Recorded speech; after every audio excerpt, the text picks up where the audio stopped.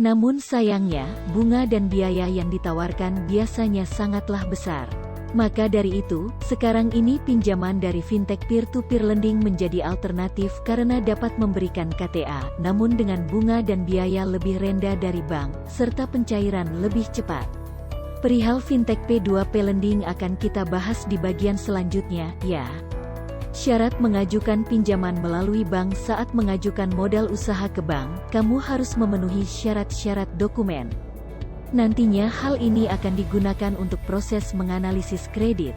Setiap bank memang memiliki persyaratan aplikasi kredit yang berbeda, tapi secara umum syaratnya adalah berikut. 1. Mengisi formulir aplikasi. 2. Fotokopi identitas diri, KTP, SIM atau paspor. 3.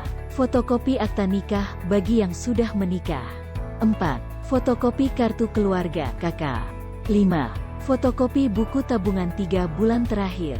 Selain syarat umum, biasanya kamu akan diminta menyertakan dokumen-dokumen khusus yang lebih spesifik seperti persyaratan khusus sesuai pekerjaan, profesi untuk pegawai negeri, karyawan swasta, fotokopi kartu pegawai, tabungan, asuransi pensiun, slip haji dan surat keterangan bekerja, fotokopi SK CPNS, fotokopi SK PNS, fotokopi SK kenaikan pangkat, fotokopi SK kenaikan gaji terkahir, daftar gaji kolektif, surat keterangan perincian penghasilan.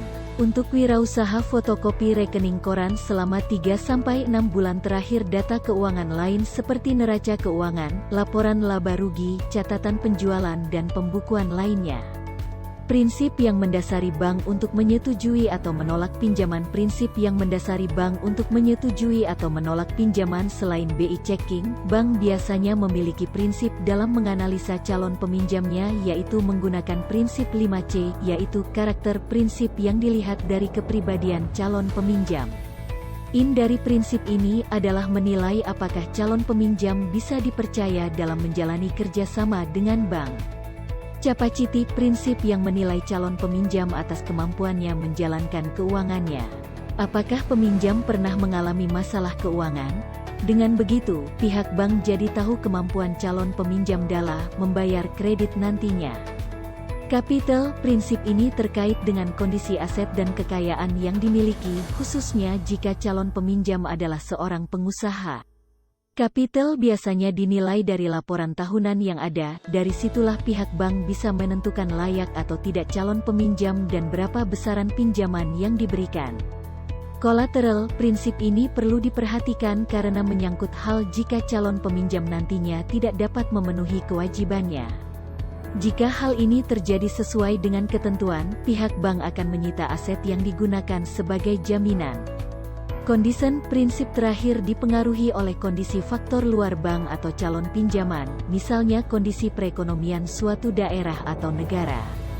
Tanda pagar 3. Mengajukan pinjaman modal tanpa agunan dari fintech peer-to-peer lending. Cari pinjaman uang di era teknologi seperti sekarang. Sesungguhnya ada banyak cara untuk mendapatkan modal yang bisa dilakukan.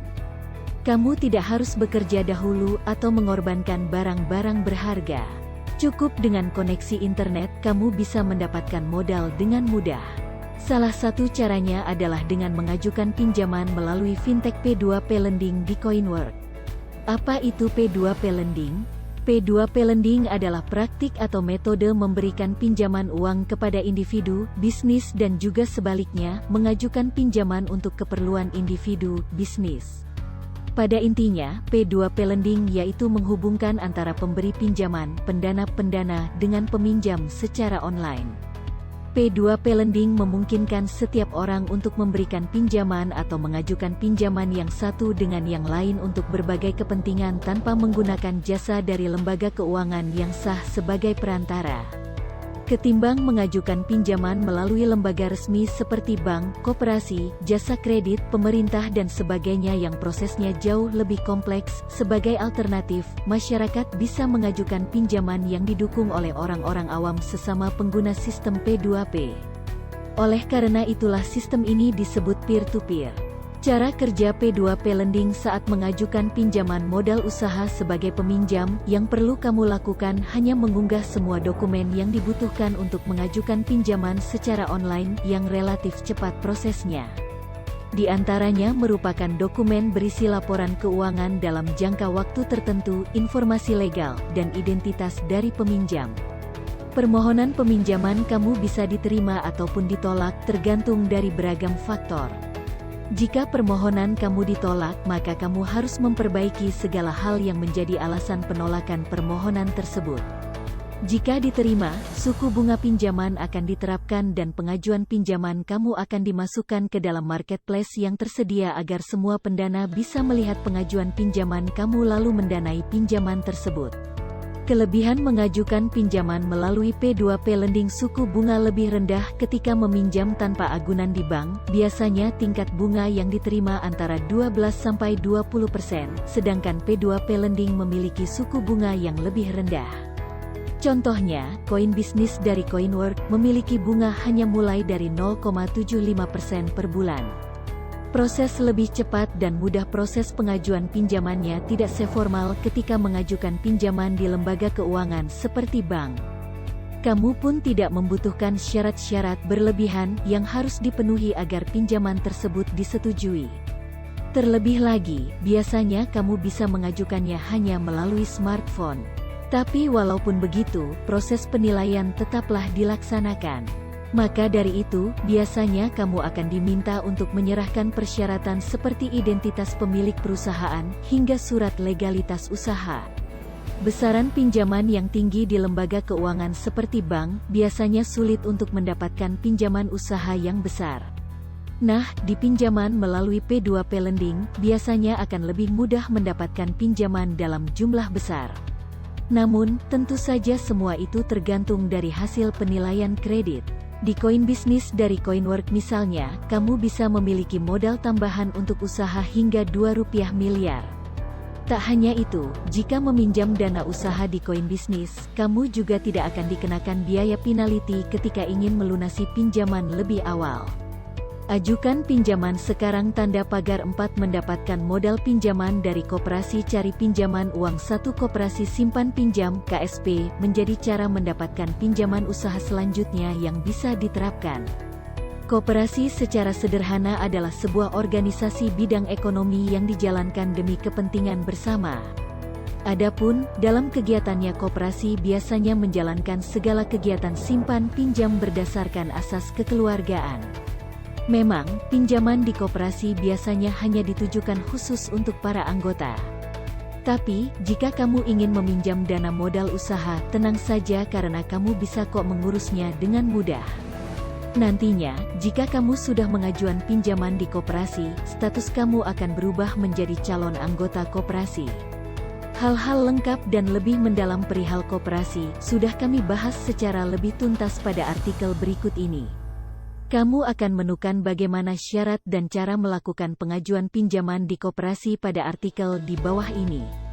Tanda pagar 5. Modal usaha dari pinjaman dari pemerintah. KUR Kredit Usaha Rakyat. Cari Pinjaman Uang 3. Kredit Usaha Rakyat. KUR adalah sebuah layanan kredit atau pembiayaan yang diberikan perbankan untuk usaha mikro kecil, menengah dan koperasi atau UMKM.